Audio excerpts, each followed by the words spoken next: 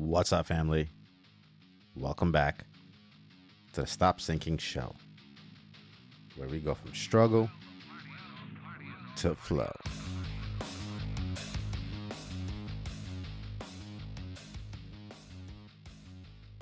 No matter where you look, you will find hierarchies, dominance hierarchies. Just the nature of all things is that the cream rises to the top, and what is better finds its way above what is not. What outperforms finds its footing to be ahead of or above the level of what gets left behind or what cannot perform at the same par.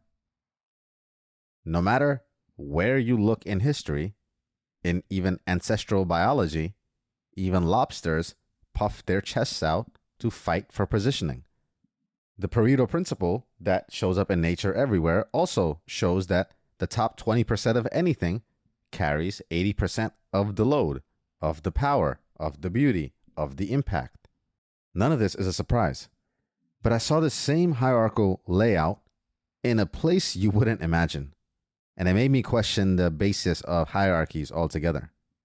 Can anything really be above or below anything else?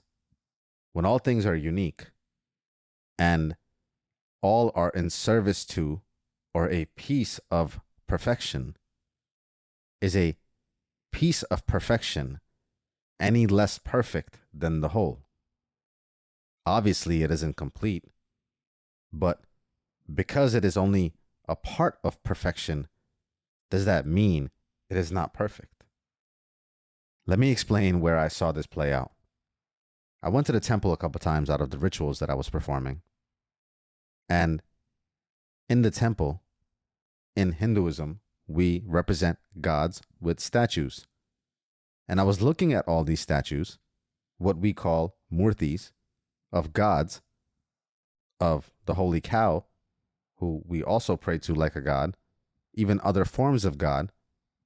They were in a circle or a cross-sectional, one on each side of the fourth, north, south, east, west, with one Lord, one God, Lord Shiva, sitting in the middle. They were all pointed towards as if they were bowing towards him. The statues of those gods were smaller than Lord Shiva. At first I thought that, well, there's a hierarchy in the gods. And if you know the Hindu religion, it actually is presented that way if you take it for what's on the surface. It may also occur to you that there's a hierarchy in the gods, in that all the other gods are praying to this supreme God. And then I was thinking, well, they are also God. And then I thought, how godly do you have to be to even recognize a supreme God above you? You are also God.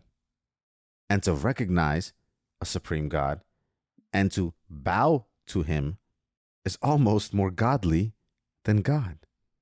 And then I had the thought then, there is no hierarchy. Everyone pointed towards God earns even a higher godly status than the supreme God they bow to. Everyone bowed in honor, in prayer. Everyone praying to God is God. In the recognition of something that is more supreme than you, you touch the divine. You lower your own importance. It is godly to recognize God, to act as if he exists and bow to him.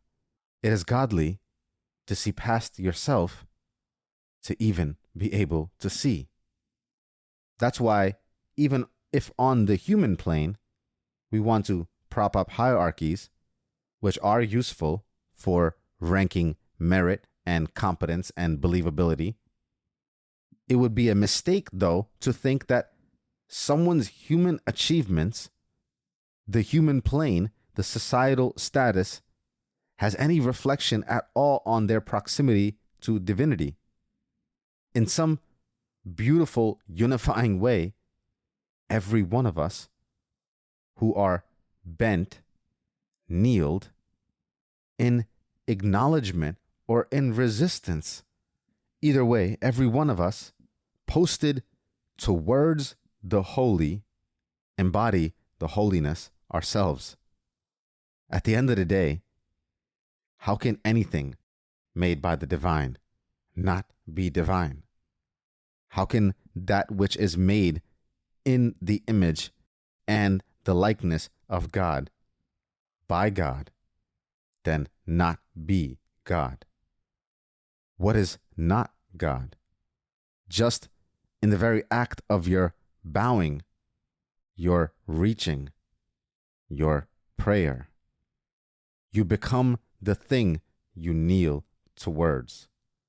And when you know of your anointed place, where you fully understand your divine essence, but you lower yourself anyway, bow anyway to what is supreme, you also touch God tier.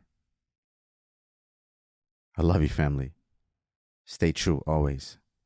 I'll see you on the next show.